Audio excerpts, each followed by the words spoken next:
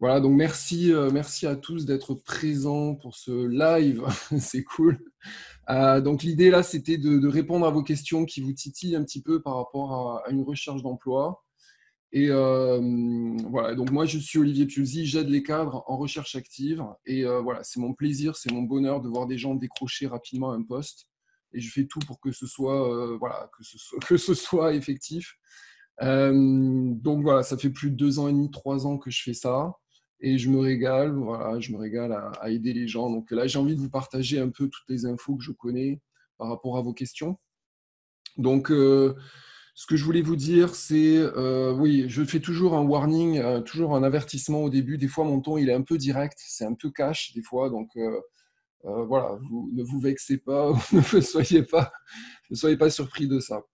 Voilà, donc je vais commencer la présentation par une première question qui m'a été posée par Blandine. Je sais qu'elle ne peut pas être présente, mais c'était intéressant sa question. En fait, au début, elle m'a demandé, elle a des entretiens. Donc tout ça pour vous dire, ouais, il y a le Covid, est-ce qu'il y a des entretiens ou il n'y a pas des entretiens. Blandine, elle a des entretiens et on lui a proposé des heures de passage voilà, en visio. Et elle me demandait, mais quelle est la meilleure heure pour passer des entretiens? Alors ça paraît un peu bizarre cette question. Au début, je me suis dit, bah, franchement, il n'y a pas vraiment d'heure là. Enfin, voilà. Mais en fait, je me suis souvenu d'un training que j'avais eu à l'époque quand j'étais manager où on nous parlait de prise de décision. Et il y avait une étude qui avait été faite par les Américains à l'époque sur des juges israéliens. Bon, bref, tout ça pour dire, en fait, c'était dans une cour de justice. Ils avaient essayé de voir à quel moment la sentence avait été la plus clémente. Et ils se sont rendus compte, en fait, que le niveau de glucose dans le sang des juges eh ben, était corrélé avec la clémence. C'est-à-dire qu'en fait, plus vous prenez des décisions avec du glucose dans votre sang, plus vous êtes clément.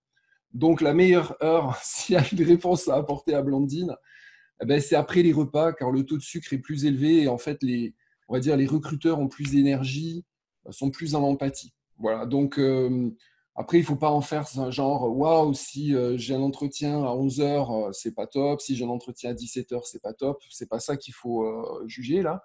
Mais si vous avez le choix, voilà, et si vraiment vous voulez choisir et que ça vous tracasse, ben, sachez que ça existe, cette histoire quand même, c'est pas du pipeau, ça a été vraiment validé, démontré par la science, on va dire. Voilà.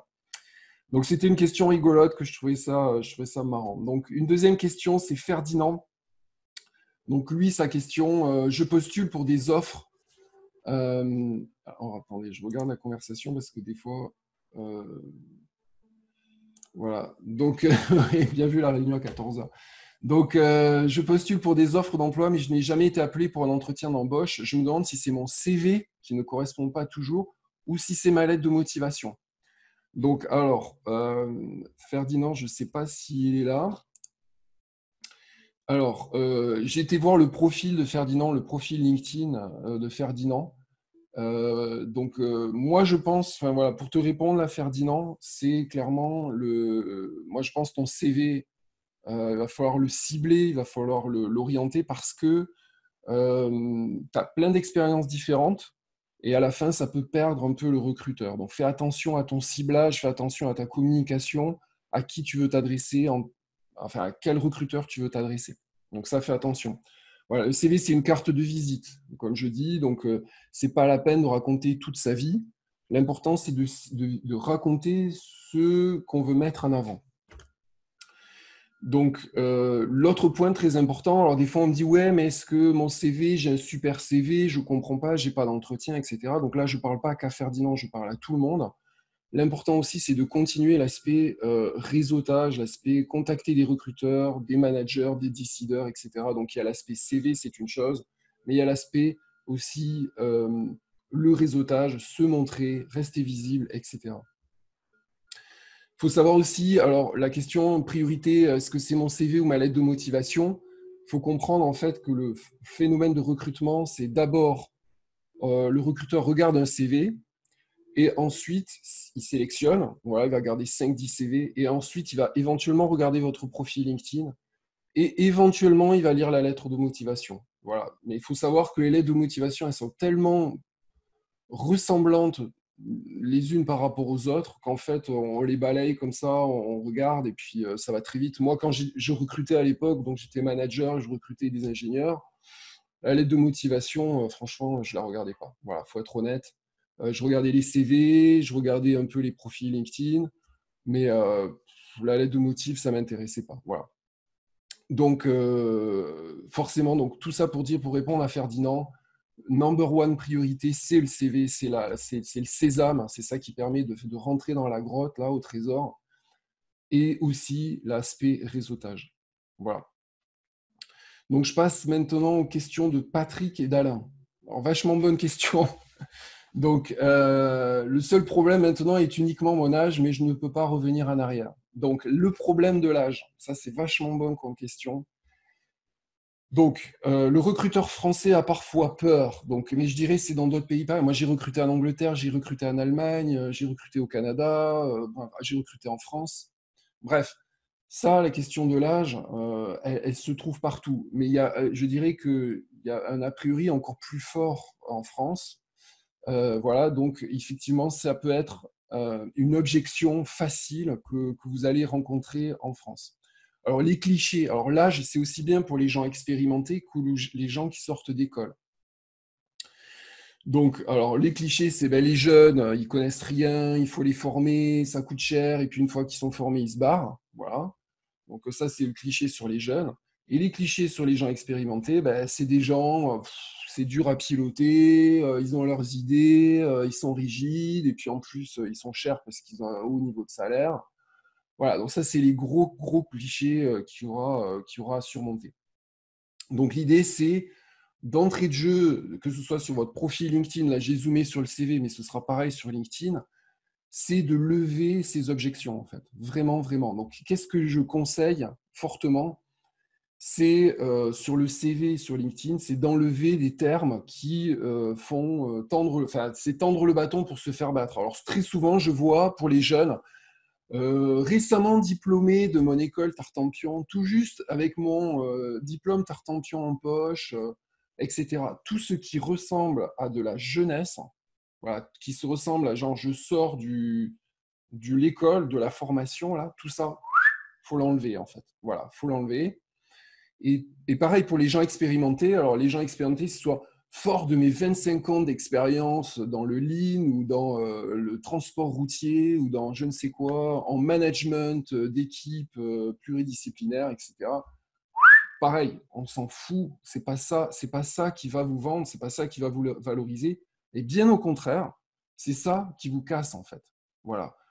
Donc, surtout, enlever ces termes qui sont soit focus sur la jeunesse, soit focus sur trop d'expérience, en fait.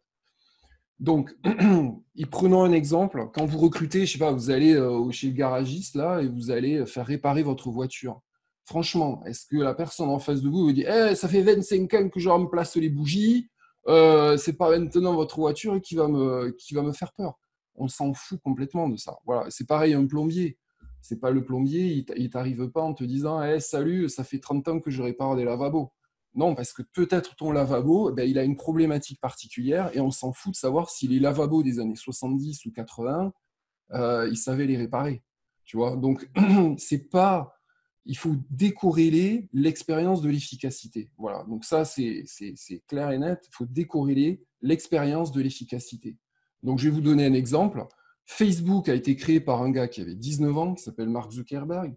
Microsoft a été créé par un gars de 19 ans qui s'appelait Bill Gates. On s'en foutait de savoir s'il avait déjà fait Polytechnique, alors c'était le MIT ou Harvard. On s'en fout complètement, en fait. Voilà. Donc ça, c'est pour les jeunes. Et pour les personnes âgées, la reine d'Angleterre, elle a 90 balais. Donc elle a 90 ans, elle est toujours reine d'Angleterre, même plus que 90. Et elle tient toujours la route, et elle tient toujours le pavé. Voilà. Donc quand on en a 50, on a 40 d'écart avec la reine d'Angleterre, on est toujours capable de gérer des projets, etc. Et on s'en fout de savoir si elle a l'expérience ou pas. Elle-même, elle a démarré très jeune. Voilà. Donc, ce qu'il faut montrer, c'est vos réussites, votre potentiel. Donc, si par exemple, Alain, toi, tu es dans le domaine de la logistique, du transport, mais surtout du management, montre ton efficacité à être manager. Montre ton efficacité à savoir amener les équipes d'un point A à un point B, de savoir transformer ton équipe, de savoir gérer des difficultés. Et on s'en fout de savoir si tu as 15, 10, 25 ans ou 30 ans d'expérience. Ce n'est pas ça la preuve. La preuve, c'est justement tes réussites chiffrées. Voilà. Donc, ce qui est aussi important dans les CV, ou ce qui est important aussi dans LinkedIn aussi, c'est d'éliminer tout ce qui ne correspond pas à l'offre. Voilà, quand un plombier ou un mécanicien vous parle, vous avez envie qu'il vous parle plomberie mécanique. Voilà, vous n'avez pas envie qu'il vous parle de savoir s'il est jardinier, s'il est fan de cheval, si aussi c'est danser, etc. On s'en fout complètement.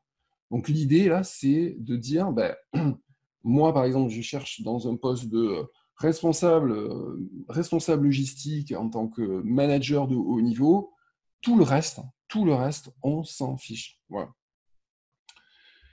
Voilà, donc ça c'était pour répondre à l'histoire de l'âge. Donc attention, ne tendez pas le bâton pour vous faire battre. L'idée c'est d'enlever justement tous ces arguments qui peuvent montrer justement que vous êtes soit trop jeune, soit trop vieux. Donc je pense par exemple à Léa, je ne sais pas si elle est présente, mais Léa, son premier truc, donc Léa c'est une jeune fille que je suis en train d'aider sur l'aspect entretien.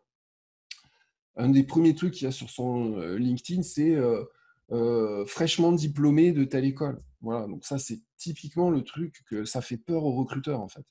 Et pareil, pour les personnes expérimentées, chaque fois, je vois des CV forts de mes 25 ans d'expérience. Non, mais ça, c'est le premier truc à enlever. Voilà. Donc Alain, excellente question aussi d'Alain, pourquoi ma région est bidon au niveau de l'emploi? Donc ça aussi, on a tendance à penser que les autres régions, elles sont plus sympas, genre Paris, ça recrute plus que la région bordelaise ou que la région Alsace ou que je ne sais quoi, ou qu'aux États-Unis, ça recrute plus qu'en France. Donc ça, voilà, les réponses que j'aimerais apporter, c'est quoi? C'est qu'en fait, toutes les offres de cadres, donc là je parle beaucoup des cadres ou des top cadres, clairement, elles ne sont pas ou peu publiées, en fait. Voilà. Donc, il faut comprendre que il ne faut pas faire forcément ces statistiques de le marché est là ou est pas là en fonction des offres qu'on voit. D'accord? Donc, par exemple, le nouveau directeur de Renault, là, donc Carlos Ghosn s'est fait virer, ok? Ben là, il faut un nouveau directeur. Est-ce que vous avez déjà vu l'annonce quelque part? Dans Le Monde, là, vous ouvrez Le Monde, gros encart, on cherche le nouveau patron de Renault. Ben non, on ne le voit pas. Parce que tout ça, c'est du réseautage, en fait. Il y a des réseaux d'influence, il y a des réseaux de connaissances, il y a voilà, des chasseurs de tête, etc. Dans ce cadre-là, parce que c'est un patron du CAC 40, donc voilà, c'est un peu particulier, mais dites-vous que tout ce qui est cadre, manager, top cadre, c'est beaucoup, beaucoup, beaucoup par le réseau que vous allez y arriver. Voilà, donc ne faites pas de statistiques sur le nombre d'offres et si ma région n'est pas bonne. Donc, en région, comme je dis, la prospection, c'est la clé. Voilà. Donc, moi, j'appelle ça de la prospection, d'autres appellent ça du réseautage. Moi, je préfère appeler ça de la prospection parce qu'il faut vous dire une chose, quand vous êtes en recherche active, c'est fini, là, le réseautage, c'est les copains, etc. Ouais, c'est peut-être des amis, mais à un moment donné, il va falloir closer. Là. À un moment donné, il va falloir conclure un contrat. À un moment donné, il va falloir proposer vos services. Et donc, ça s'appelle de la prospection. Voilà. C'est très, très proche de la vente, c'est très proche du commerce. Je dirais aussi que c'est pareil en région parisienne. Voilà, il ne faut pas croire qu'en région parisienne, il n'y a pas de marché caché, que tout est sur les annonces. C'est aussi vrai en région parisienne. Donc l'idée, c'est quoi? C'est toujours pareil. Attention à l'ordre, ça c'est très important. D'abord, on contacte les gens. Par exemple, sur LinkedIn, on essaye de faire du volume, on contacte un maximum de gens et on essaye d'avoir des conversations avec ces gens-là, on essaye de faire parler ces gens, on essaye de les écouter, on essaye de comprendre éventuellement s'ils ont des besoins. Voilà. Donc d'abord, on contacte, on fait parler, on écoute, on questionne et on essaie de comprendre les besoins. Voilà. Et ensuite, progressivement, en fonction des besoins qu'on sent, on appelle ça du réseautage. C'est-à-dire qu'à un moment donné, vous allez apprendre qu'il y a peut-être telle entreprise qui a tel besoin, vous avez un réseau, vous allez partager cette info. D'autres informations vont vous venir. Par exemple, cette entreprise, vous vous sentez capable de répondre à son offre, à ses besoins, vous allez faire une proposition. Voilà. Mais attention, je dis ça, c'est vraiment un ordre à respecter. C'est-à-dire que les gens ont tendance à confondre la vente, le marketing et la communication. D'abord, On fait du marketing, on regarde qui a besoin de quoi. Ensuite, on communique, c'est-à-dire on va s'exprimer, on va montrer son CV, on va faire une proposition, etc. Et ensuite, on fait du closing, ensuite, on fait de la vente, on fait vraiment une proposition claire. Il y a des gens, parce que je ne sais pas, on n'est pas des vendeurs nés, parce que ce n'est pas notre, je sais pas, des fois notre formation, mais même les commerciaux, quand je coach des commerciaux, donc même eux, des fois, ils se trompent, c'est que des fois, ils vont de suite proposer, ils y vont direct. Eh bonjour, ouais, j'ai vu que vous étiez une entreprise de transport. Alors, comme c'est Alain, je sais qu'il cherche là-dedans, là. Donc, vous êtes une entreprise de logistique. Écoutez, moi, j'ai 25 ans d'expérience dans la logistique, je vous propose mes services. Ça s'appelle de la proposition. Ce n'est jamais à faire dans un premier temps. Jamais, jamais, jamais, jamais. Vous allez vous faire jeter. Parce que les entreprises, elles ont leur fierté et jamais elles vont vous avouer du premier coup, ah mais Alain, je t'attendais, c'était exactement toi qu'il me fallait. Voilà, moi, quand j'ai à faire démousser mon toit, j'ai besoin d'enlever la mousse du toit, c'est quelque chose, je sais qu'il faut que je fasse et je ne le fais pas faire parce que je procrastine, parce que je pense que ça peut aller comme ça pendant des siècles. Et voilà, je procrastine, mais jamais quand je vais voir un nettoyeur de toit, je ne vais jamais lui dire bah, j'ai procrastiné, je t'attendais comme le Messie, là, jamais, jamais. Voilà. Donc, les entreprises ont leur fierté, les entreprises procrastinent. En fait, les entreprises, elles ont besoin de vous, mais par contre, elles ne vont pas vous le dire comme ça. Voilà, elles ne vont pas l'avouer sur tous les toits, puisque le monde de l'entreprise est un monde parfait, n'est-ce pas? C'est un monde nickel, chrome. En fait, non, dans la réalité, les entreprises, elles en chient. Excusez-moi du terme, quand je vous disais, je suis un peu direct. Les entreprises, elles en bavent. Les entreprises ont des problèmes. Les entreprises, surtout en ce moment, elles ont besoin de vous. Par contre, il va falloir les faire parler. Voilà. Donc l'idée, c'est pas bonjour, salut, voilà mon CV, prends-moi. Non, l'idée, c'est écouter, poser des questions. Ah ouais, qu'est-ce qui se passe dans votre entreprise? Et comment ça va en ce moment? Et quels sont les challenges? Et pourquoi? Et qu'est-ce que vous pensez faire? Etc. Quand vous sentez qu'il y a vraiment besoin, blâme, vous vous positionnez. Voilà. Et puis, bien sûr, savoir rassurer sur ses savoir-faire, c'est très, très important parce qu'à un moment donné, vous allez entendre qu'il y a des gens qui ont qui ont des besoins. Et c'est à ce moment-là qu'il faut expliquer qui vous êtes, ce que vous avez fait et savoir vous valoriser. Et alors, très, très important, le mental. Le mental dans cette histoire, c'est hyper important. Donc, bien sûr, c'est toujours négligé dans le domaine de la recherche d'emploi. On vous parle de plein de trucs, du CV, de machin, etc. Alors qu'en fait, un des gros trucs, là, c'est de vous mettre en tête que c'est vous la solution, en fait. Bien sûr, il ne faut pas le dire.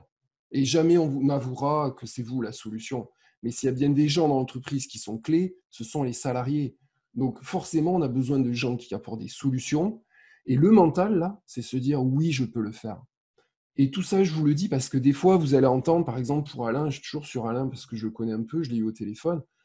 Euh, on va vous dire, oui, alors tu vois, j'ai des problèmes là, en ce moment, mes équipes, elles souffrent de ça, et puis en fait, bah, puis la concurrence, elle est hyper forte là-dessus, ils cassent les prix, et puis on n'est pas bon là-dessus parce que les concurrents, ils ont fait fort, ils ont signé un gros contrat, etc. Et c'est là qu'il faut se dire, mais moi, je peux apporter une solution. Moi, je peux le faire. Si l'entreprise, elle est en difficulté, à un moment donné, il faut que je trouve une solution pour cette entreprise, et c'est là qu'il faut que je me positionne. Voilà. Donc ensuite, bah, toujours toujours il n'y a pas que lui, mais il m'a envoyé pas mal de questions, donc j'ai gardé ces questions, on va dire les corps questions, les questions les plus importantes. Pourquoi on me contacte pour des postes qui me motivent le moins? Alors, là aussi, il faut comprendre le monde du recrutement. Alors, le monde du recrutement, des fois, est biaisé. Il y a des biais psychologiques du monde du recrutement. Ce n'est pas un monde facile, c'est un monde compliqué, le recrutement. Ils ont parfois des erreurs de vision. Donc, je parle soit des patrons, des managers, des décideurs, soit des cabinets de chasse, qui ont tendance à se dire qui peut le plus, peut le moins. Aujourd'hui, qui ne voudrait pas s'offrir, par exemple, Carlos Ghosn, bon, aujourd'hui, il a des soucis personnels, etc. Mais on sait que techniquement, ce gars, il est fort. Voilà, donc c'est un cost killer. Donc, tu veux faire du cost killing dans ton entreprise, tu vas chercher des compétences à la Carlos Ghosn, par exemple. Après, je ne fais pas de politique, ce qu'il a fait, c'est bien, c'est pas bien, je m'en fous. Mais l'idée, c'est ça. L'idée, c'est se dire, Les recruteurs, c'est un peu pareil. Qui peut le plus, peut le moins. Donc, on va aller sonder, là, on va aller voir un petit peu les gars. Et si le gars, il a déjà 15-25 ans de dur management avec des solutions compliquées à mettre en place, bah, éventuellement, forcément, chez nous, ça va le faire, même si c'est moins impactant, même si c'est moins fort. Et puis on se dit, bah, en plus, peut-être qu'il ne va pas coûter si cher et qu'en fait, il est au top. Voilà, parce qu'il est en recherche active, etc. Donc, il y a des espèces de biais comme ça qui se créent. Donc, faut pas. L'idée, c'est de rester zen. Voilà, c'est de ne pas se vexer. OK. Et quand on est contacté par des gens comme ça qui nous proposent des offres qui sont moins capées que ce qu'on est capable de faire, c'est d'en fait continuer la conversation, ne pas jeter. Voilà. C'est le premier réflexe de mais vous prenez pour qui là? Moi, ça fait, je sais pas, moi, ça fait 15 ans que je manage des gens, là, vous me proposez un poste 2 fois moins payé, etc. Donc en fait, l'idée, c'est de comprendre les vrais besoins. Ah bon, mais qu'est-ce que vous voulez, etc. Parce que des fois, le besoin est mal exprimé, le besoin est mal calculé, et les gens ne sont pas parfaits dans l'entreprise.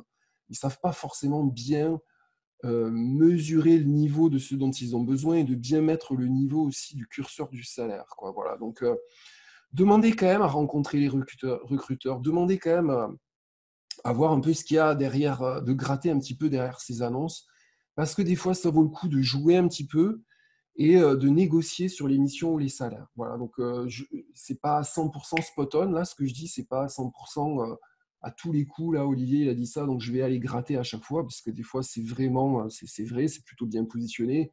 Si votre salaire, c'était 100 000 euros, et que là, on vous propose 35, bon, ils ne sont peut-être pas trompés de beaucoup, mais s'ils sont à 60, 65, des fois, ils sont dans des erreurs.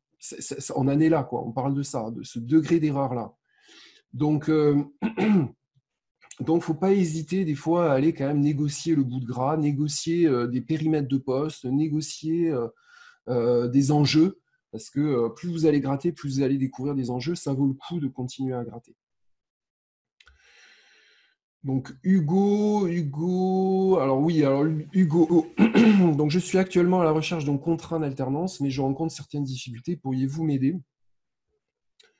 Donc là, pareil, on va se confronter à l'objection classique de la jeunesse. Donc, tu ne sais rien faire. Alors, je ne parle pas à Hugo spécialement, mais tous les gens qui sont un petit peu jeunes là, dans l'assistance, là, clairement, c'est les préjugés classiques d'un recruteur. C'est tu ne sais rien faire, tu ne vas pas être efficace. Et puis, une fois que tu seras formé, quand on aura payé, toi, tu vas partir. Voilà. Donc tout ça, il faut savoir lever ces objections à la fois sur le CV, sur LinkedIn, dans ta construction de réseau et aussi surtout dans les entretiens.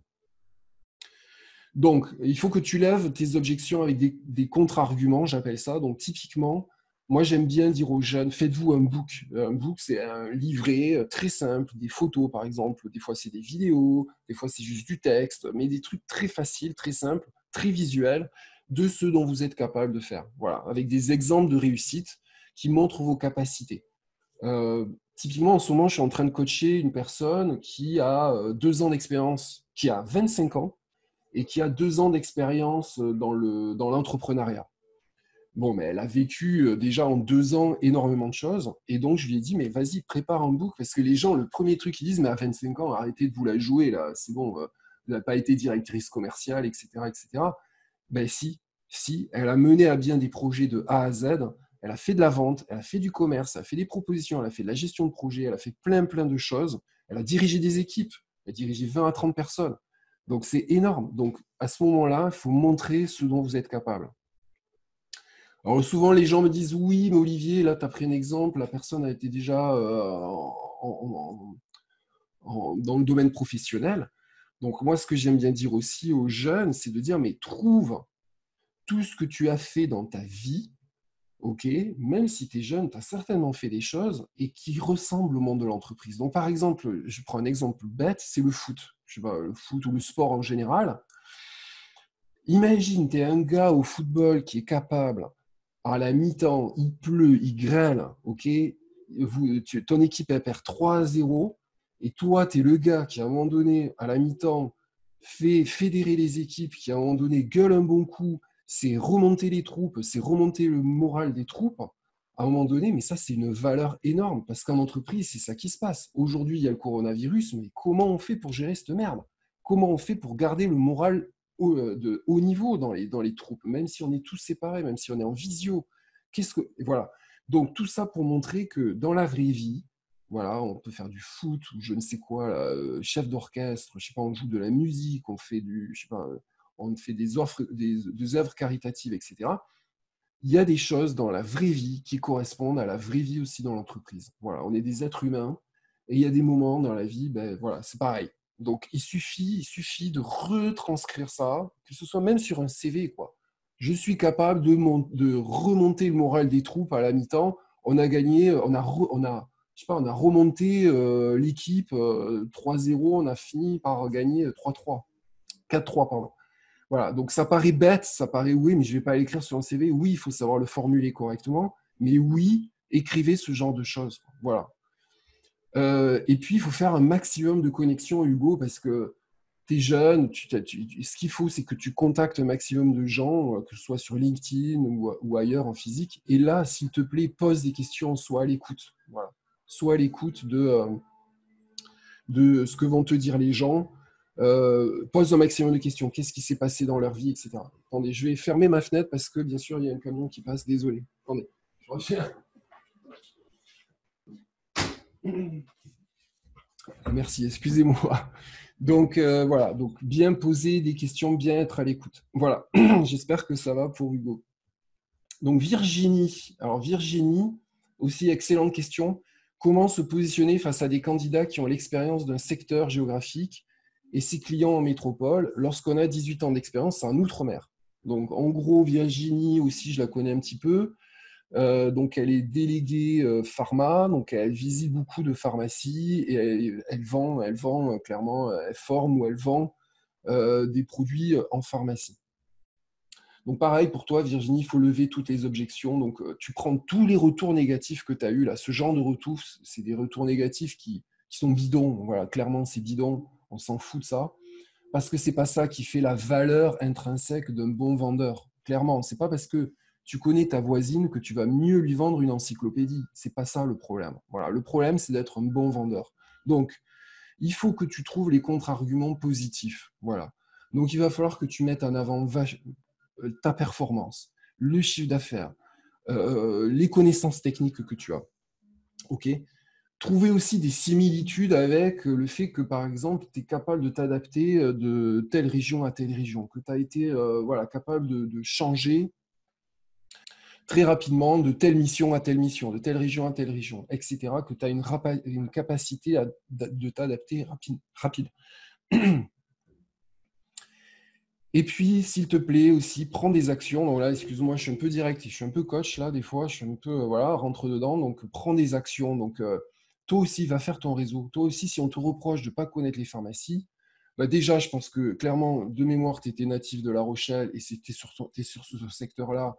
Donc, vas-y, fais le tour, connais, rencontre des gens en pharmacie. Je pense que tu les connais et tu peux raconter aussi que tu es natif du lieu. Donc, forcément, tu sais un peu ce qui s'y est passé. Tu as tes parents, de la famille sur le secteur. Écris-le, écris-le. Voilà, vas-y d'entrée de jeu. Mais ça peut être aussi sur le CV, sur LinkedIn. Ta zone de recherche, ta zone de vente, là, pour toi, c'est ce secteur que tu connais.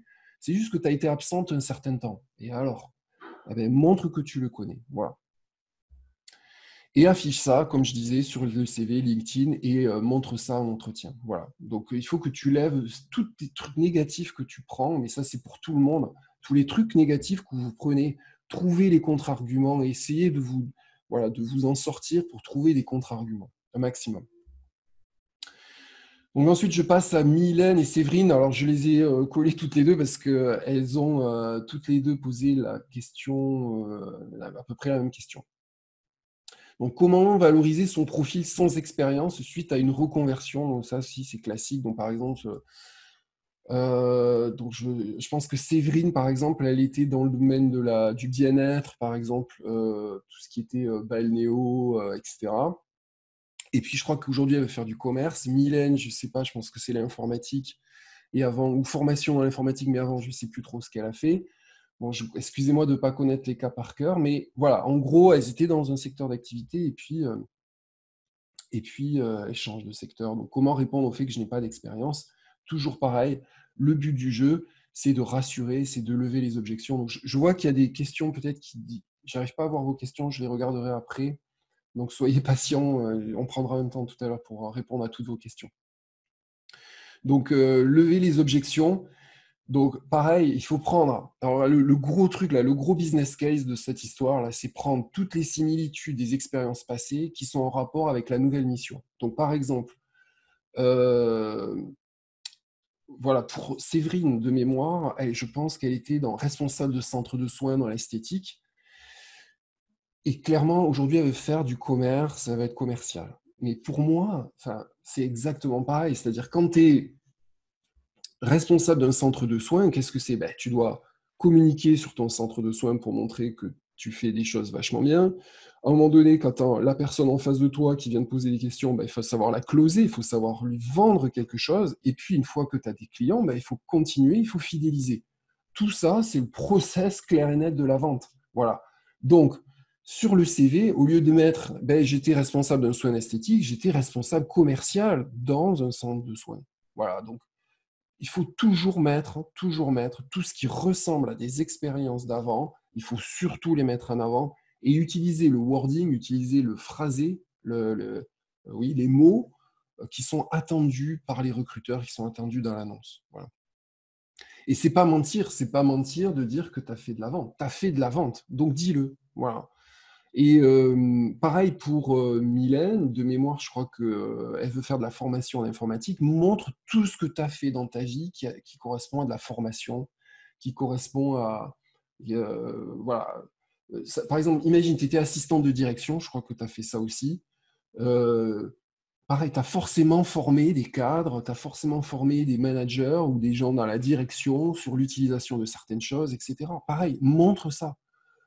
Que tu saches, je sais pas, répondre à 15 coups de fil, là, par heure, on s'en fout complètement. Voilà.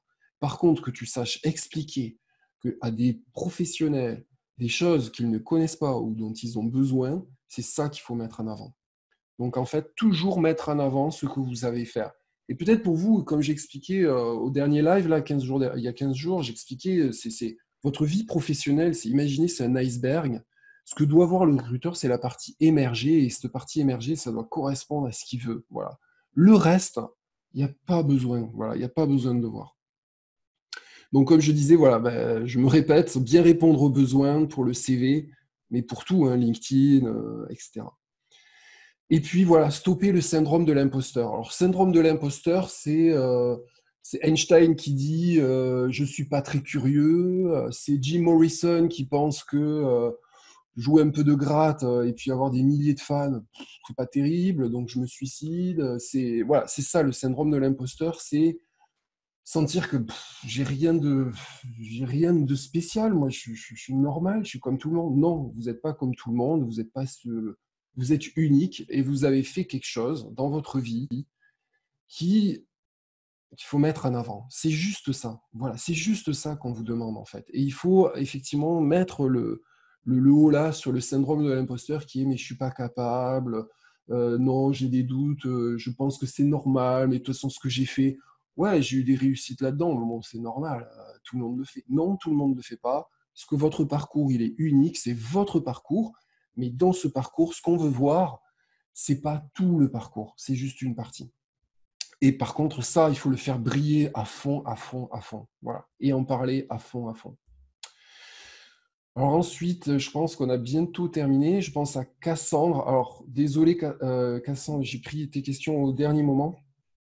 Donc, je n'ai pas mis de réponse écrite, mais j'ai trouvé les questions excellentissimes, donc je les ai gardées.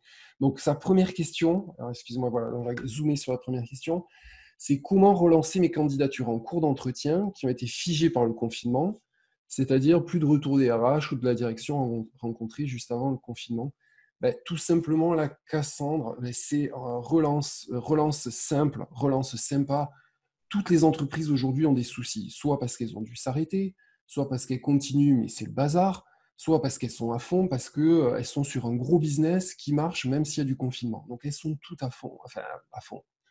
Elles ont tous des problèmes, voilà. Et donc oui, effectivement, des fois, elles mettent de côté tout ce qui est recrutement. Donc voilà. Mais ça ne veut pas dire qu'elles ne sont pas intéressées par toi, ça ne veut pas dire qu'elles ne sont pas intéressées par le recrutement, c'est juste qu'elles ont un petit peu mis de côté ça. Donc, tout simplement, il faut prendre la température gentiment. Alors, c'est pas y aller. Alors, le contre-exemple, c'est d'y aller. Salut, on est d'accord, j'ai passé l'entretien telle date, je n'ai toujours pas de nouvelles. Où en est le processus? Voilà, donc c'est pas, ça pourrait se faire, mais c'est pas élégant, c'est pas cool, voilà. Parce que la RH, je pense qu'elle gère les feuilles de salaire, elle gère tous les problèmes de paye, elle gère plein de trucs, bon, bref. Par contre, le truc, c'est, je sais que en cette période de confinement, c'est complexe pour les entreprises. Je comprends que certainement pour vous aussi. J'aimerais savoir si ça va bien, voilà. Voilà. Et je suis toujours motivé pour intégrer votre entreprise. Voilà. Ça veut dire quoi? Ça veut dire coucou, j'existe, coucou, je suis là. Je te mets pas la pression avec des questions, savoir où est-ce que tu en es dans ton process et espèce de connasse, tu aurais pu me répondre. Non, c'est coucou, je suis là, j'existe, hein. Euh, voilà, je suis toujours motivé. Point. C'est tout. On s'arrête, on se tait. Voilà. Et on attend. Si la personne elle répond, elle répond. Si elle répond pas, c'est peut-être qu'elle est occupée. Voilà. Mais c'est tranquille. Et ça, tous les 15 jours, 3 semaines. Coucou, j'espère que ça va bien. Voilà, je pense toujours à vous. Et moi, je pense toujours à vous parce que je suis toujours motivé. À très bientôt. Bonne journée. Tac. Merci, au revoir. Voilà, pas plus. Voilà. Donc, deuxième question de Cassandre qui était aussi excellente. Donc, quel point positif de l'évolution globale de l'économie et du travail puis-je mettre en avant pour positiver et inciter les recruteurs à poursuivre avec moi? Alors, comme je le disais en début de présentation, plus que jamais, c'est ça qu'il faut se dire, le mental là que vous devez garder en tête, plus que jamais les entreprises ont besoin de vous. Elles ne vous le diront jamais, jamais, jamais, jamais, jamais. Mais elles sont dans la merde, comme je dis, soit parce qu'elles doivent fermer, soit parce qu'elles ont des gros concurrents qui sont, voilà, soit parce qu'elles doivent s'arrêter, soit parce qu'elles carburent à fond et que voilà, elles ont besoin de personnel, etc.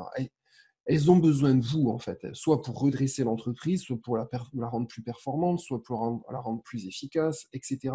Il y a toujours des besoins. Le problème, c'est que les entreprises, elles ne le diront jamais parce qu'elles procrastinent. Voilà, clairement, les entreprises procrastinent. Enfin, moi, j'étais manager, je procrastinais. Des fois, je savais bien qu'il fallait faire des choses, mais je gérais les urgences. On gère les urgences.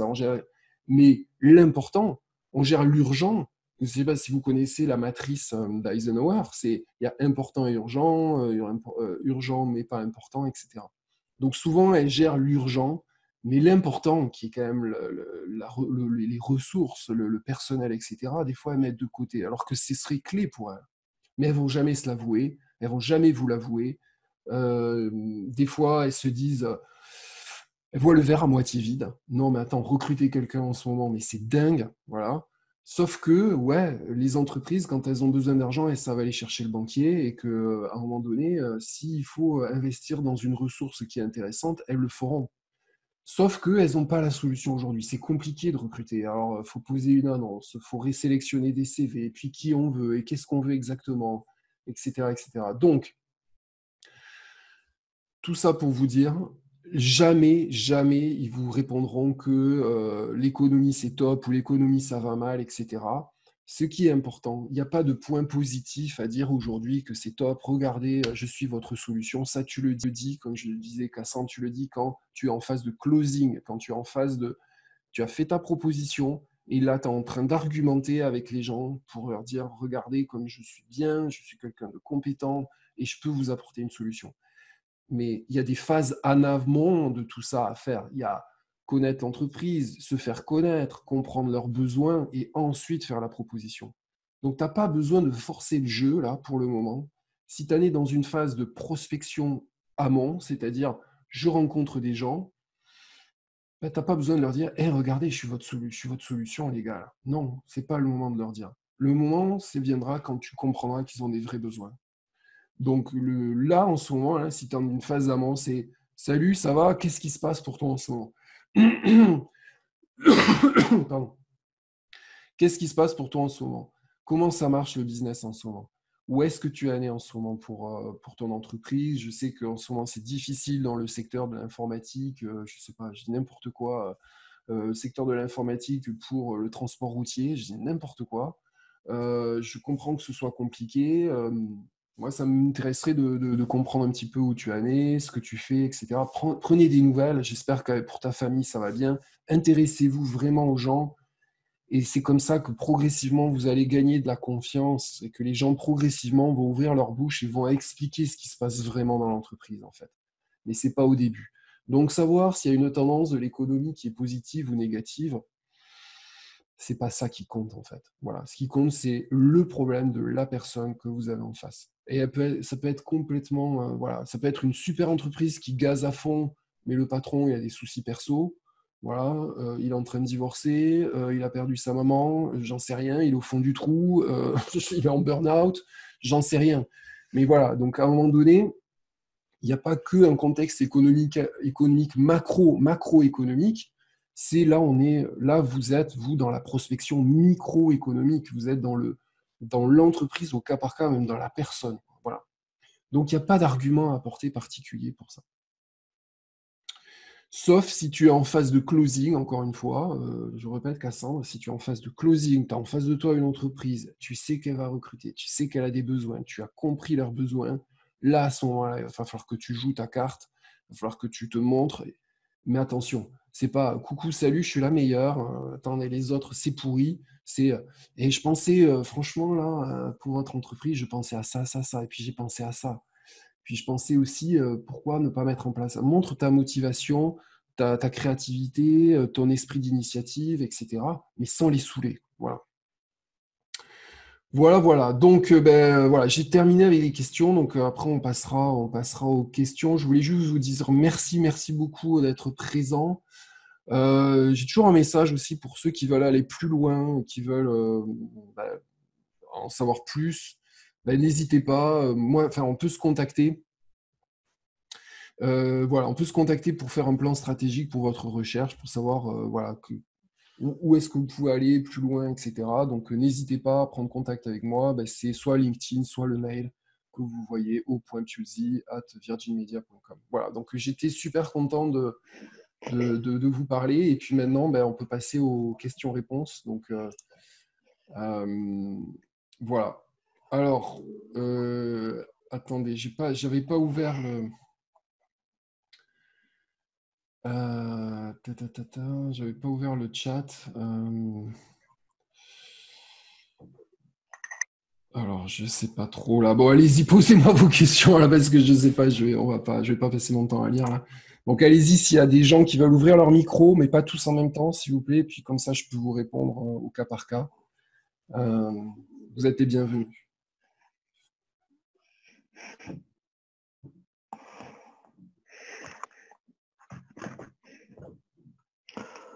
Alain, je crois que tu as ton micro ouvert là, si tu veux bien le couper. Ou si tu as une question, vas-y. Attendez, tac. Euh,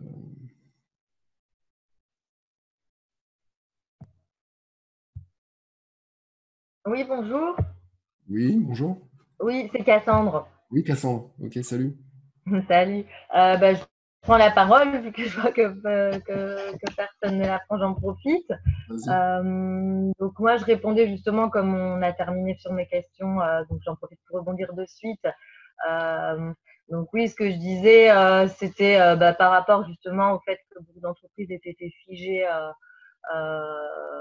dernièrement, même si elles continuent à travailler avec leurs équipes en mode télétravail, on sent quand même que l'économie est un peu fragile. Et moi, ce que je crains, c'est que malgré des entretiens en cours, ayant peu de retours sur mes relances, je ne vais pas les assaillir tous les 2 jours, donc je laissais un petit peu évoluer la situation confinement. Et de ce côté-là, ce que je crains et ce que j'ai eu d'ailleurs dès le début de confinement en faisant un entretien visio avec un directeur commercial, c'est que c'était au tout début du confinement, c'est qu'il était figé par la situation et 2 jours après, j'ai reçu un email comme quoi il suspendait pour le moment leur recrutement. C'était pour faire une entreprise dans le numérique, donc dans les technologies informatiques qui sont presque des secteurs qui, pour moi, devraient se développer avec justement tout ce qui a été mis en place au niveau télétravail et tout ça. Enfin, on sent bien que le numérique a de quoi devant lui. Et pourtant, j'ai eu ce genre d'entretien qui s'est figé et qui s'est arrêté. Donc, comme j'ai d'autres candidatures également et que j'ai envie d'avancer, de ne pas les laisser tomber, comment les convaincre effectivement sur cette frilosité économique, parce qu'en fait, ils répondent beaucoup pour aujourd'hui, même dans mon entourage, dans mon réseau. Oui, bah, va falloir voir parce que le chômage augmente, la situation est complexe, les entreprises ont peur, donc comment leur dire mais non, ça va revenir, y aura du business à faire, vous aviez cherché après moi au début, comment continuer quoi. Enfin, c'est un Exactement. petit peu. Ben, c'est super, Cassandre. En fait, ce qui serait top, tu vois, Cassandre, moi, je serais à ta place. Je reprendrai par exemple le contact de cette personne dont tu parlais. Mm. euh, et invite-la à boire un café virtuel ou pas virtuel, je sais pas, parce qu'aujourd'hui on est confiné, donc c'est pas évident de sortir là. Alors, on n'est pas le 11 mai là, donc je sais que c'est compliqué. Mais un Mhm. café virtuel, juste une conversation, Mhm. voilà. Mais tu dis, bah écoutez, ouais, moi ça me plairait de passer, je sais pas, 5 minutes avec vous pour discuter, comprendre un petit peu où ça allait, ce que vous faites et tout. Je suis toujours motivé par votre entreprise, mais voilà. J'aimerais en savoir un petit peu plus justement sur vous, etc. Garde le contact avec cette personne. Et l'objectif, en fait, c'est pas à toi de lui démontrer, enfin, à cette phase-là où tu en es là, Cassandre, c'est pas à toi de lui démontrer qu'il a besoin de toi. Ta Mhm. phase, là, c'est de le faire parler. Là, tu es dans une phase de prospection, tu vois, Cassandre. Tu n'es pas dans une phase de closing. Donc Mhm. là, l'idée, c'est fais-le parler. Fais-le parler un maximum, c'est-à-dire comprendre les enjeux, comprendre où ils en sont, comprendre la concurrence, comprendre ses vrais problèmes. Et à un moment donné, là, toi, dans ta tête, ça va germer des solutions, en fait. Et c'est à ce moment-là que, là, si, il t'a vraiment donné les arguments. Si t'a dit, ouais, je sais pas moi, il t'a dit, on a perdu des contrats et là, en ce moment, on est en train de refaire justement des propositions ou on est en train d'attendre 15 jours parce qu'on a fait des propositions, mais on est en attente, etc. Ben, justement, toi, tu sais qu'il va falloir attendre 15 jours, tu vois. Mais si tu sais que voilà, ils sont sur les starting blocks pour redémarrer une activité, peut-être éventuellement, c'est à ce moment-là que tu peux leur dire, mais ça vaudrait le coup quand même voilà, qu'il y ait une collaboration qui se crée là, parce que clairement, moi, je pourrais vous aider sur ça, ça, ça. Tu vois, c'est à ce moment-là que tu vas commencer à te positionner, à commencer à vraiment te montrer, en fait. Tu vois, mais Mhm. il faut que tu le sentes, en fait, Cassandre. Et pour que tu le sentes, il faut que tu le questionnes. Et pour le Oui, il questionner, faut pour avoir un échange suffisant. Parce que c'est vrai que je regardais beaucoup de documentation sur les secteurs. Et à un moment donné, on n'en était pas avec les statistiques du chômage là, qui réaugmentent fortement, je m'étais même dit, il faut que je les recontacte parce que j'avais lu un article qui disait que justement, c'était le moment, le numérique allait exploser. Mais en même temps, je me dis, mais c'est quand même fou, c'est moi qui dois les convaincre que leur secteur a de quoi faire. Dans l'avenir proche, va peut-être même exploser au niveau du numérique, parce que c'était déjà le cas avant, et peut-être d'ailleurs davantage. Mais j'ai l'impression que c'est moi qui dois donner les arguments à l'entreprise qu'elle a un futur positif. Et c'est un peu déprimant, on a toujours l'impression de devoir nous, alors c'est sûr qu'on est en phase de recrutement, donc c'est à nous de les convaincre de nous prendre, mais je suis un peu entre deux chaises des fois. On a l'impression, bon, bah, vous savez ce que vous faites, vous recrutez ou vous recrutez pas. Et c'est un peu déprimant de devoir faire tout le job. Bon, c'est peut-être l'enjeu des entretiens, mais c'est parfois un peu fatigant et déroutant. je sais, Cassandre. Donc, c'est pour ça que je parlais de mindset, je parlais de mental. C'est Mm. hyper important que vous gardiez un mental tous les jours. Moi, tous les gens que je coach, je leur demande de faire une routine tous les jours, qui garde un mental de très haut niveau, en fait. Parce que ce que vous avez à faire, c'est très, très compliqué, en fait. C'est ce que tu Mhm. dis. C'est à un moment donné, il va falloir être solutionneur. À un moment donné, il faut être dans l'écoute. À un moment donné, il faut être force de proposition. À un moment donné, il faut être dans la démonstration. À un moment donné, il faut raconter des belles histoires. À un moment donné, il faut attirer. À un moment donné, c'est compliqué. Je le sais que c'est compliqué. Je le vois tous les jours. C'est les gens que je coach, c'est ça qu'ils vivent.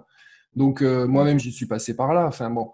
Donc, Mais c'est là, il faut garder un moral d'acier, il faut garder un moral fort. Et comme je te disais, Cassandre, à un moment donné, tu as une phase d'écoute et tu as une phase de proposition.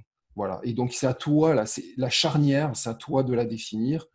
Parce qu'à un moment Mhm. donné, tu auras suffisamment d'informations pour les convaincre que c'est toi la solution à leurs problèmes.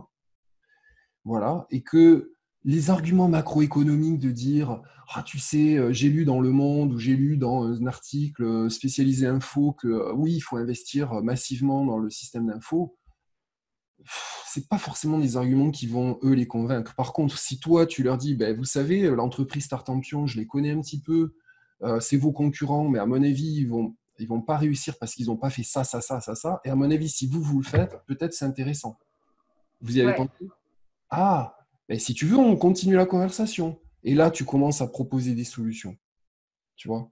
Donc après, il ne Mhm. faut pas tomber dans le piège où c'est toi qui fais leur boulot pour eux, parce que souvent, les top cadres se font piéger par ça, c'est-à-dire qu'ils se font convoquer à l'entretien pour qu'ils racontent ce qui se passe dans la concurrence. Pour faire des business cases, sous forme de business case, ils racontent ce qui se passe dans la concurrence. Donc, Ouais, en mode veille concurrentielle, quoi. voilà, voilà. Donc il ne faut pas tomber dans le piège, mais bon, toute proportion gardée, je pense, Cassandre, que c'est pas ton monde là pour l'instant. Donc voilà, tu peux y aller. Quoi. Vas-y, tu peux être force de proposition. Voilà ce que je veux dire. Mhm.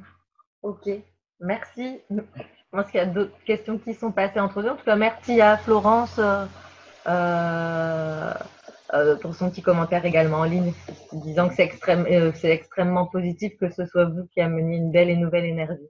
Super, merci Vincent. Avec plaisir, oui. Merci. Merci beaucoup. Je sais qu'Alain a levé la main là. Je ne sais pas si tu veux parler, Alain, si tu es là. Si, si, je me permets de dire quelque chose, mais après, c'est moi qui dis ça, hein, après, c'est que mes mots. Hein. Euh, Moi, on m'a toujours appris qu'en bourse, on dit toujours il faut euh, acheter au saut du canon et vendre au son du clairon. C'est-à-dire qu'aujourd'hui, on croit tous que c'est difficile. Moi, je vous promets, on m'a appelé 3 fois pour des postes. On m'a proposé 2 fois des gens qui m'ont appelé après 22 heures. J'ai un employeur qui m'a appelé à 23h30. C'est quelqu'un que je connais. Et qui m'a appelé à 23h30 le soir, hein, à 23 pour me dire, voilà, Alain, j'ai quelque chose à te proposer, est-ce que ça t'intéresse? Alors malheureusement, il y avait un problème pour pouvoir, c'était au niveau du salaire où ça ne convenait pas. Mais bon, 3 postes, on m'a proposé là, hein, entre avril et mai. Alors, ce que je veux dire, c'est que garder le moral, parce que c'est maintenant, je pense qu'il y a les bonnes affaires à faire. Et c'est pas facile. C'est vrai. Merci Alain, super. Merci pour ton retour positif et effectivement pour garder l'énergie et le bon mindset. C'est ça, c'est se dire que ouais, ça continue, la vie économique continue. Vous allez recevoir des infos, mais hyper négatives. Donc là, aujourd'hui, les informations, c'était très focus sur la santé, la santé, la santé. Là, comment la tourelle du char, là, elle va tourner, elle va aller sur le domaine économique, parce que oui, les milliards qui sont levés, à un moment donné, il va falloir que quelqu'un les paye. Donc, oui, à un moment donné, il y a des entreprises qui vont se casser la gueule. Oui, il y a des entreprises qui vont mieux marcher. Voilà, et c'est à nous là de jouer dans ce contexte un petit peu agité, et c'est à nous à garder le cap, et c'est à nous à avoir un bon mindset, une bonne boussole, et des bonnes voiles, et puis continuer, quoi. Voilà, au milieu de cet océan. Et des fois, il y a un bout de soleil, comme dit Alain, là, il y a un bout de soleil, et il y a un peu de vent, et il faut le prendre. Voilà, donc ça existe, ça existe. Il faut pas, voilà, il faut pas s'effondrer et puis il faut pas de temps en temps toutes les news négatives là, faut les mettre un peu de sourdine. Là. Il y a la macroéconomie, c'est une chose, la microéconomie, votre job market à vous là, et c'est pas pareil. C'est votre job market, c'est à vous d'aller sur ce job market. Tout est différent en fait. Moi, pour vous donner un exemple. Moi, je suis beaucoup ce qui se passe aux États-Unis, en fait, au Canada, en UK. Jusqu'avant avant la crise, aux États-Unis, même au Canada, c'était le plein emploi, full power. Tu trempais ta main là, dans le panier, il y avait 5 annonces. Quoi. Enfin, c'était un truc de dingue. Moi, j'ai vu aux États-Unis, même au Canada, des annonces 4 par 3, on recrute. Enfin, c'est des trucs de dingue. Là, aujourd'hui, et donc dans cette phase-là, il y a des gens qui font mon job là aux États-Unis, des coachs emploi, et il y avait quand même de la compétition, il y avait quand même de la concurrence. Et les gens qui veulent rentrer dans certaines entreprises, prenaient des coachs parce que c'était compliqué. C'était pas claquement de doigts, même s'il y avait beaucoup d'offres. À un moment donné, dans un changement de carrière, c'est aussi Voilà, il y avait de la compétition. Mais là, aujourd'hui, vous en avez aussi. Le contexte macroéconomique, il a peut-être un peu évolué, mais c'est pareil, c'est la même stratégie, le moral, le mindset, la bonne énergie, et puis se dire que vous êtes une solution, mais surtout bien faire les choses dans l'ordre. Bien faire les choses dans l'ordre. D'abord, on prend contact, on écoute, ensuite on écoute bien, on analyse, et éventuellement on fait une proposition, mais pas à l'inverse. Voilà. Alors attendez, parce que je suis pas trop, je suis pas très bon là sur le chat là. Excusez-moi, il s'ouvre pas. Merci, oui, je suis obligé de vous quitter. Ok, merci Amel. Laurence, tout à fait d'accord sur le mindset. Je cherche un job dans l'automobile en ce moment complexe.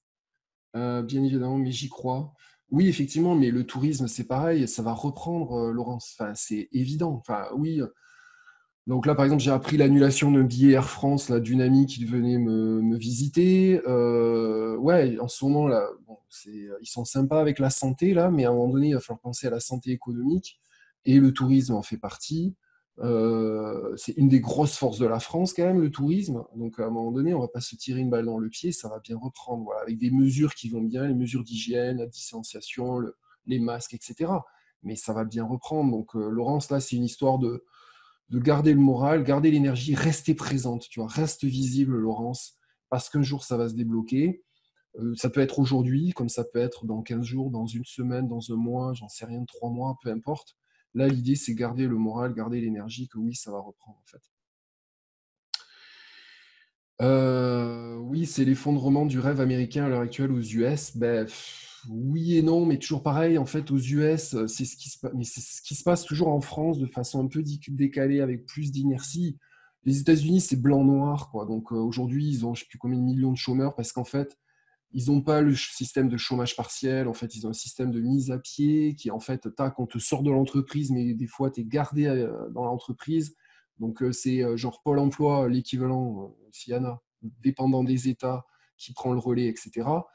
Donc, les chiffres sont énormissimes. Et après, tout d'un coup, il peut y avoir une grosse ouverture de vanne et donc un rappel. Enfin, c'est beaucoup plus noir-blanc.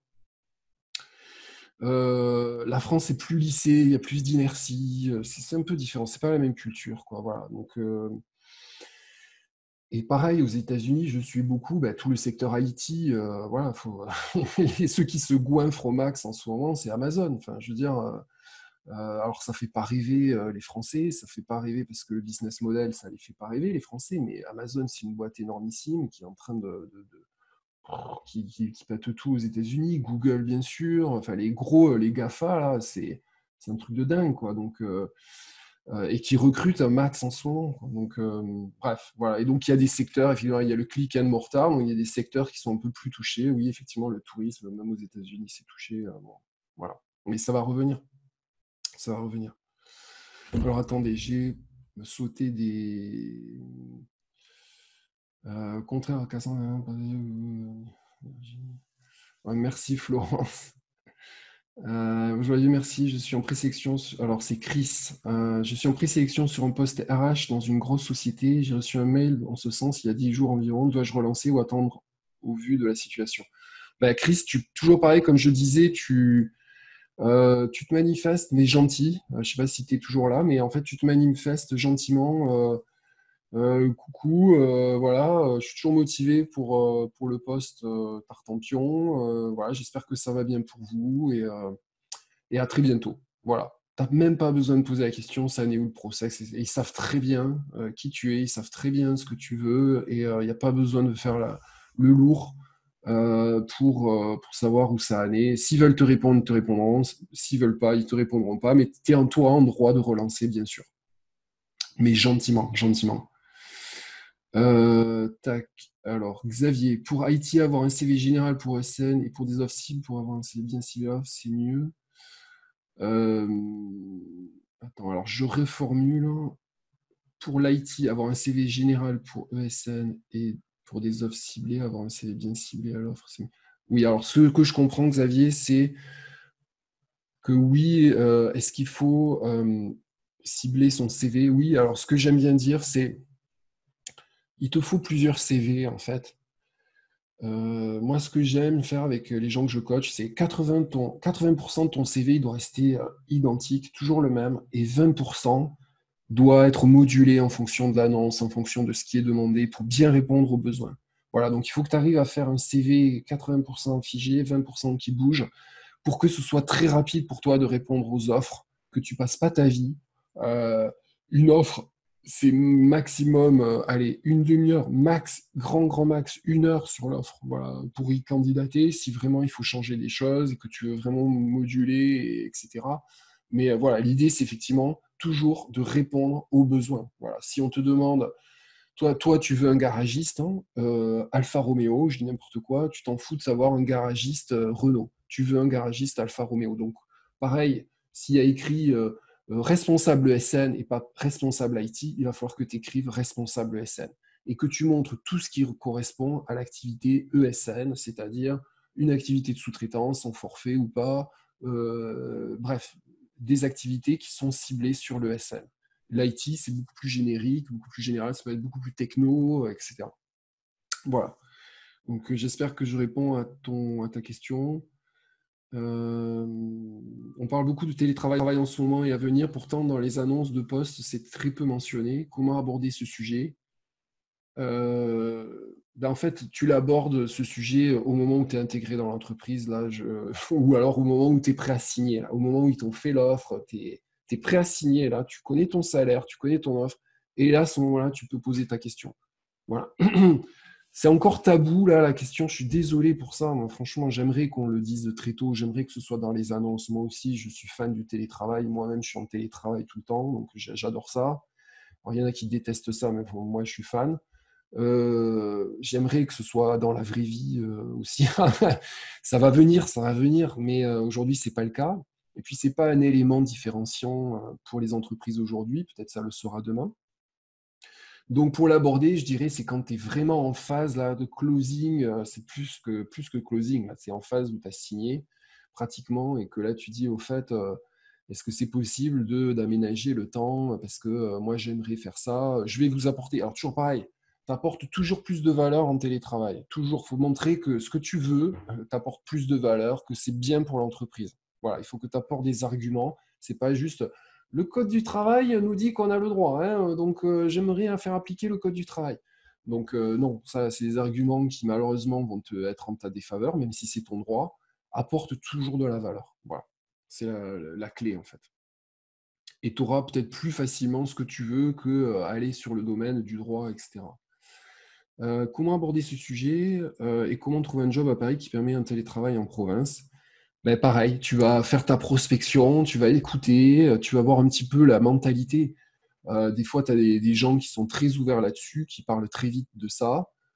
Tu peux leur poser la question. Si toi, tu sens que tu es dans un domaine où tu as 10 offres très facilement en claquant, je sais pas, en lançant 10 CV, j'exagère, mais si c'est ça, lâche-toi. Voilà. Si tu es dans un domaine, lâche-toi, donc pose tes questions d'entrée de jeu, brute, quoi. Mais si tu es dans un domaine beaucoup plus fermé, beaucoup plus compliqué, là, attends la fin du processus pour commencer à négocier et écouter ce qui se passe dans l'entreprise, prendre des rendez-vous avec des gens concrets sur le terrain. Voilà. Pour vraiment voir si cette entreprise a tes valeurs, en fait. Parce que ça compte aussi beaucoup. J'espère que je réponds à la question. Attendez, j'essaie de suivre les messages là, mais... Ah oui, alors Xavier aussi pour le LinkedIn, plus généraliste. Ouais, LinkedIn, tu peux faire plus généraliste, tu peux rester plus vague, tu peux rester plus flou. Tu peux raconter des histoires avec LinkedIn, tu vois. T'es pas, quand j'entends des histoires, tes histoires, ton storytelling, j'entends pas raconter n'importe quoi. Voilà, donc tu es en droit de ne pas faire un copier-coller du CV, tu es en droit d'être plus bavard ou moins bavard. Tu fais ce que il n'y a pas aujourd'hui de grandes règles sur LinkedIn, pour être honnête. Alors, il y a des gens qui sont un peu divas là, sur LinkedIn. Non, mais LinkedIn, il faut être comme ça, LinkedIn, il faut être comme ci. La vraie vie, c'est être soi, voilà. C'est être authentique, hein, voilà. Et voilà, l'idée, c'est que tu racontes, par exemple, des success stories, voilà. Ça montre qui tu es, voilà. Ça montre... Et le top du top sur LinkedIn, pour moi, c'est les feedbacks. Tu sais, à la fin, là, les recommandations. Ça, c'est le top du top.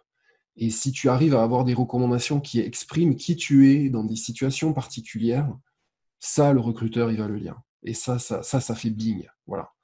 Parce qu'après, que tu sois bavard, pas bavard, généraliste, pas généraliste, voilà, c'est comme toi, tu le sens. Voilà. Alors, attendez. Merci. Attendez, excusez-moi de ne pas suivre le fil. Un site à partager sur divers sujets, actualités du travail, dans tous les acteurs, c'est Welcome to the Jungle. Alors ça, c'est vrai que c'est quelque chose que j'ai déjà vu, je crois, sur LinkedIn, Welcome to the Jungle.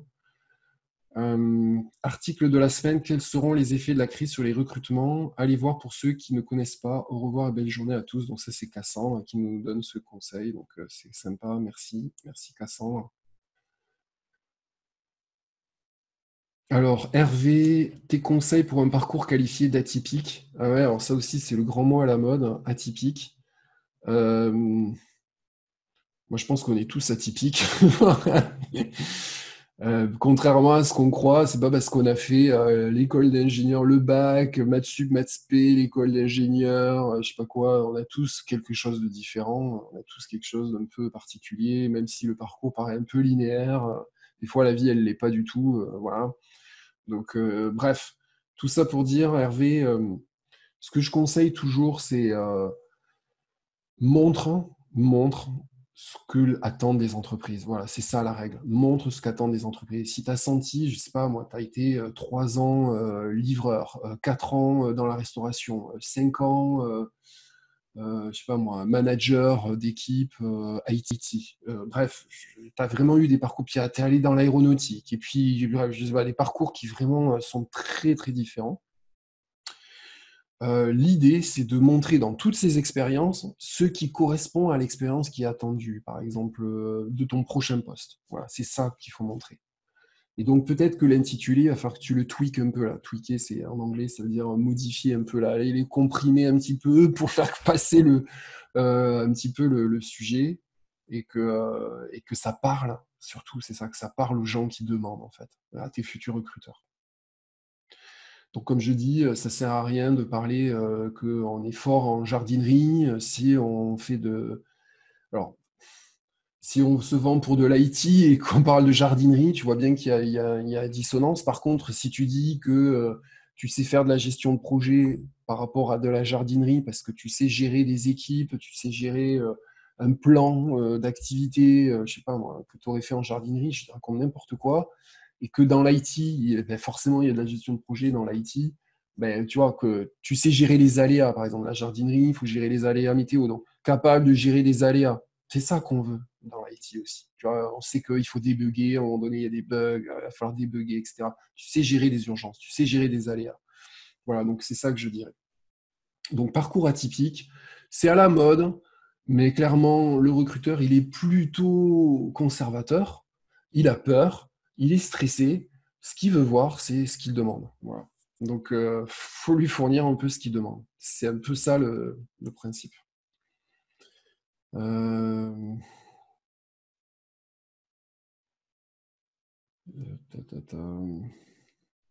Je remonte.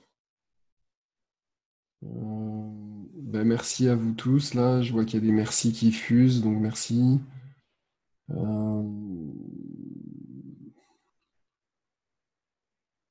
Je pense que Cassandre en avait répondu. Ok, Milan.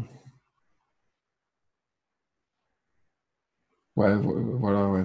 Pour Virginie, il y a Florence qui répondait pour Virginie, qui a probablement des qualités, des compétences développées en Outre-mer qui sont valorisables, transférables en métropole. Mais ça, c'est clair et net.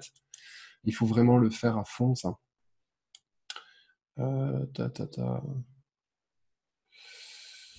Bref, je descends, il y a des nouveaux messages.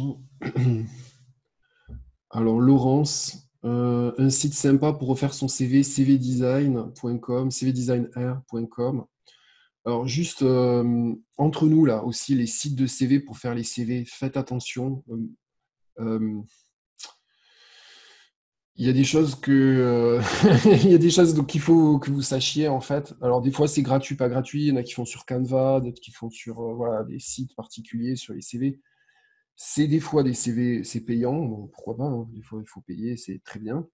Par contre, attention, parce qu'ils proposent des fois des designs qui, toi, te parlent, tu trouves, ah, c'est joli, c'est magnifique.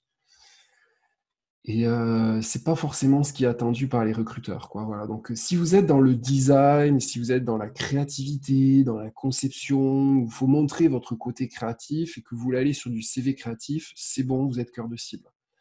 Si vous devez aller sur des métiers qui sont un peu plus traditionnels, euh, que ce soit click et mortar, enfin, que ce soit, voilà, que ce soit de l'IT ou pas, attention aux trucs qui sont pleins de couleurs, qui sont un peu foufou, là. Donc, premièrement, ça, c'est le premier warning.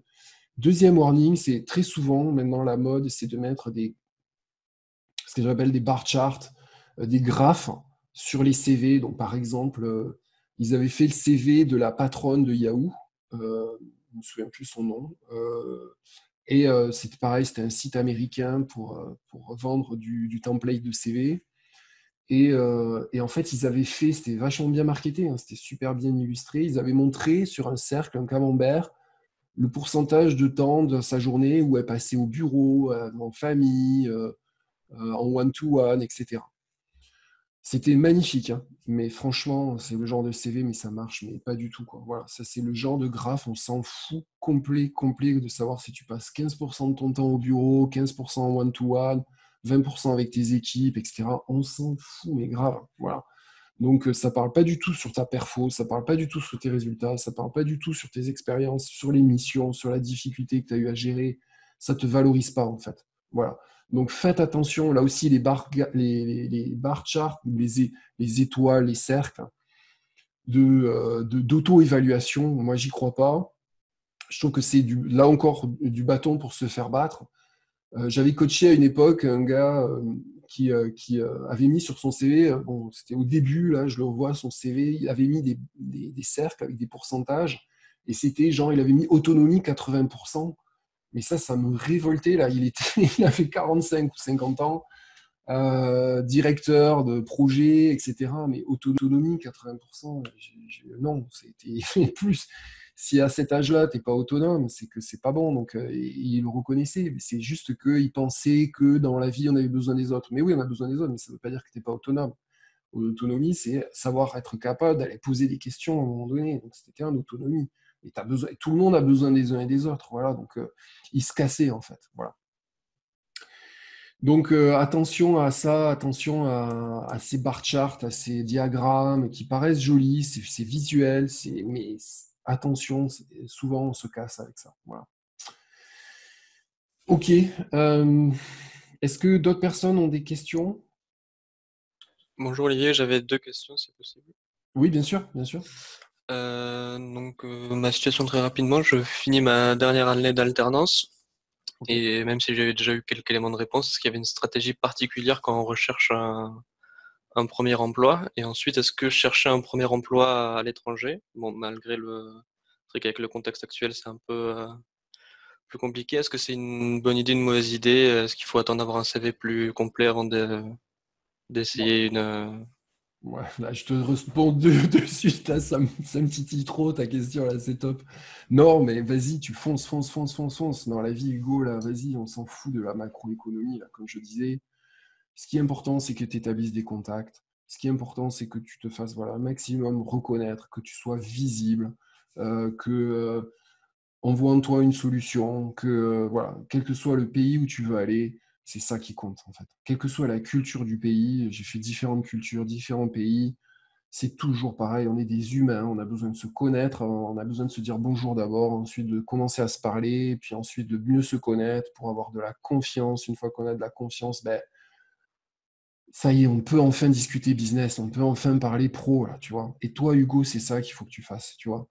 Trop souvent, les jeunes sortis d'école, et c'est bonjour, je suis diplômé de telle école, et puis regarde, j'ai un beau diplôme. Mais on s'en fout complet, tu vois, on s'en bat les coucougnettes, excuse-moi Hugo, mais moi aussi j'avais un beau diplôme, mais je suis resté 4 ou 5 mois au chômage parce que je n'avais pas compris ça. Le truc le plus important, c'est qu'on connaisse qui tu es, ce que tu es capable de faire, et donc converse sur tes passions, converse sur ce que tu aimes avec des gens, et des vraies conversations avec les gens, tu vois. je suis beaucoup les Américains, les commerciaux américains. Aujourd'hui, c'est la grosse tendance aujourd'hui aux États-Unis. Euh, Tu sais, le commerce avant, c'était du push, tu vois. C'est salut, j'ai la plus belle bagnole, regarde comme elle est belle, à 4 roues, elle est jolie, elle brille, il te la faut, tu vois. Ça, c'était le push des années 90, début 2000, tu vois. Aujourd'hui, ça y est, on a compris que c'était autre chose, le commerce. Le commerce, et aujourd'hui, tu es dans une phase de commerce pour te valoriser, c'est à un moment donné de contacter les gens, comprendre ce qu'ils veulent, où est-ce qu'ils en sont, et voilà. Et ensuite, à un moment donné, tu vas te positionner, tu vas dire, voilà, mais moi, j'aimerais rentrer dans ton entreprise, là, ça me fait trop kiffer, là, ta boîte, tu vois.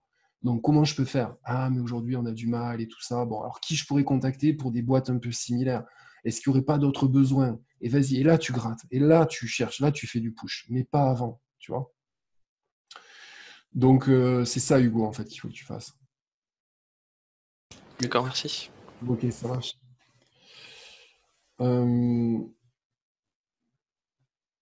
Euh, voilà, donc Florence qui complète. Complètement d'accord avec toi, Olivier, sur la différence et la complémentarité entre être capable et travailler en équipe, collaborer d'autre part, être autonome, capable de poser des questions, une certaine agilité, en fait. Ouais, voilà, c'est ça. Et pour toi, Hugo, tu sais, ce qui va te différencier des autres diplômés, c'est ta personnalité.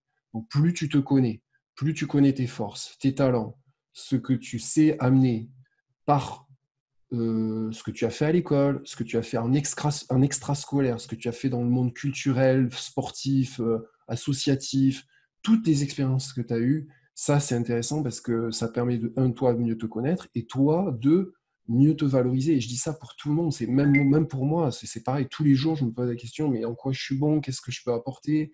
Qu'est-ce que je vais faire avec les gens? Comment les contacter?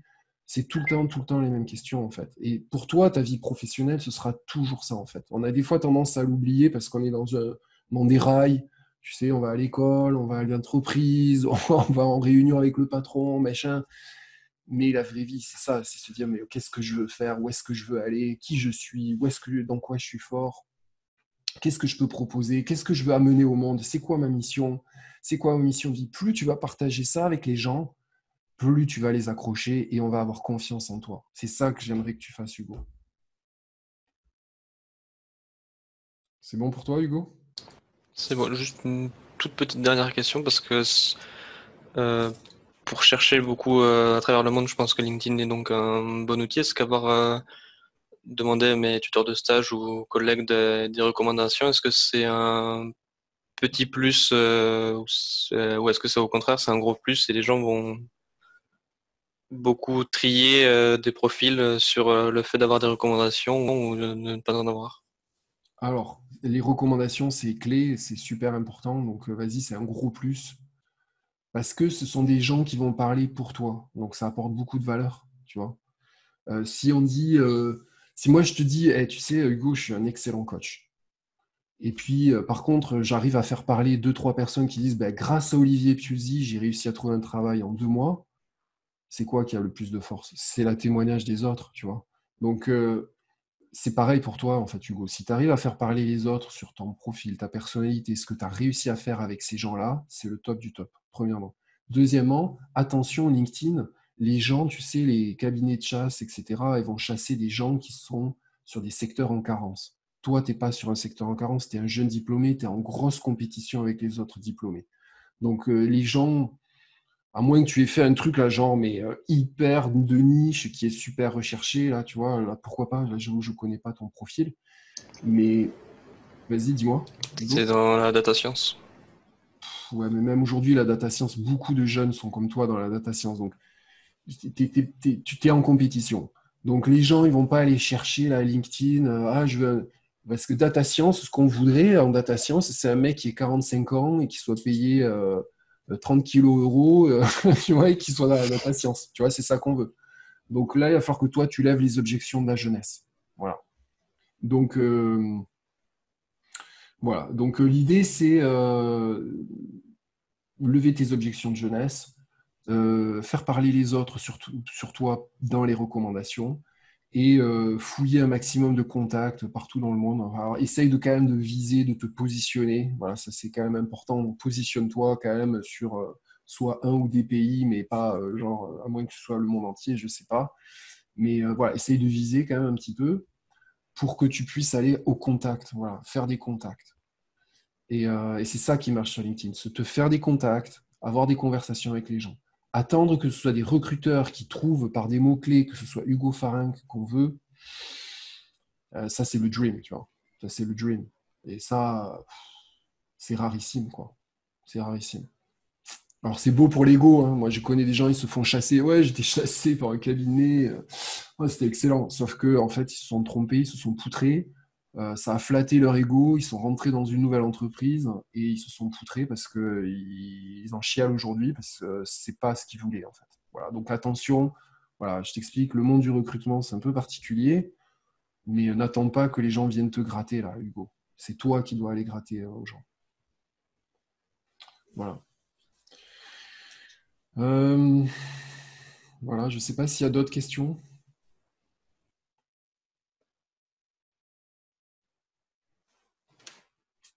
Peut-être que j'en ai loupé dans le fil d'actualité, excusez-moi. Bon, Florence qui parle à Hugo, là, je pense que vous voyez tous. Ouais, je suis d'accord avec toi, Florence, là. T'as raison. Bon, mais écoutez, s'il n'y a pas d'autres questions, enfin, en tout cas, voilà, j'étais ravi de faire un bout de chemin avec vous et c'est top. Merci pour votre temps, merci pour votre énergie, merci pour vos questions. Voilà, j'étais super content voilà, d'être avec vous. Et puis, à très bientôt. Voilà, écoutez, si vous avez d'autres questions, ben, vous m'envoyez par mail ou vous savez comment me joindre. Et puis, voilà, à très bientôt. Ben, merci beaucoup. Et puis, bye bye, je vais arrêter voilà, le live. Ciao, ciao. Merci à tout le monde. Merci à tout le monde. Je vois vos merci là, c'est super. Merci beaucoup. Ciao.